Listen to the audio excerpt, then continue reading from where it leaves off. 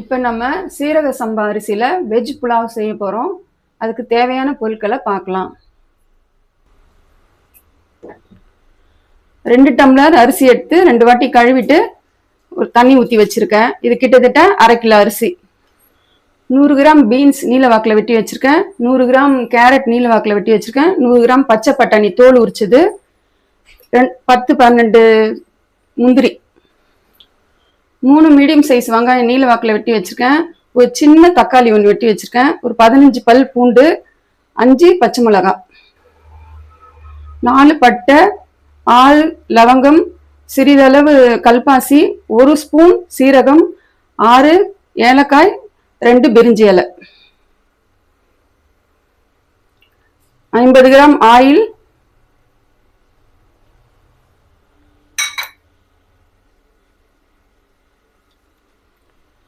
2 tablespoon key,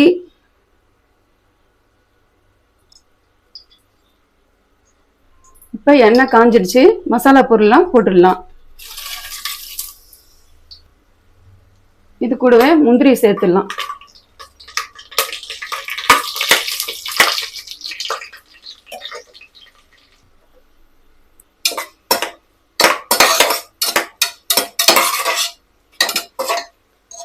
முந்திரி செவந்து வந்துடுச்சு. வெங்காயம், பூண்டு, பச்சை மிளகாய் எல்லாத்தையும் சேர்த்துக்கலாம்.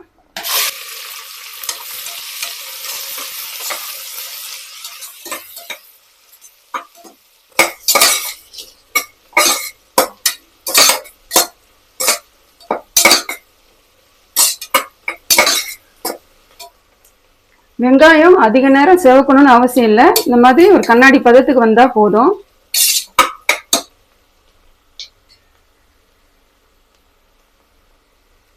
இப்ப தக்காளியை சேர்த்துக்கலாம்.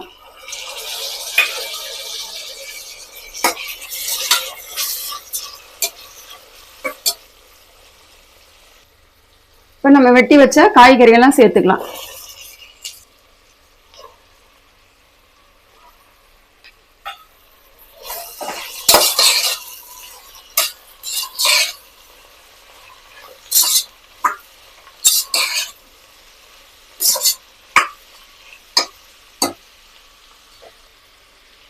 இது கூடவே இந்த பிடி அளவுக்கு புதினா இலை சேர்த்துக்கலாம்.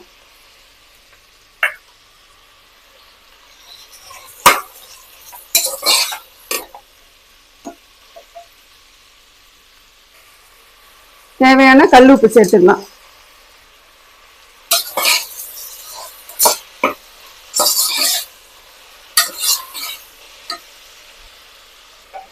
ஒரு டம்ளர் அரிசிக்கு 1.5 டம்ளர் தண்ணி வீதம் நான் எடுத்து வச்சுக்க அரிசிக்கு தகுந்த தண்ணியை இதில் போட்டுக்கிறேன்.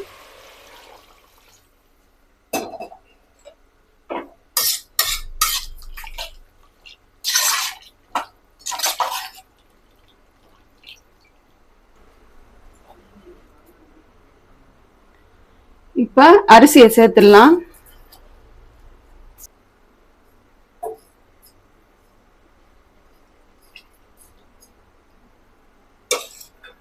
இப்ப குக்கர் மூடி போட்டுட்டு ஒரு விசில் 5 நிமிஷம் கணக்கு பண்ணி இதை இறக்கிடுவோம். குக்கர் ஸ்டீம் போயிடுச்சுங்க. இப்போ ஓபன் பண்ணி பார்க்கலாம்.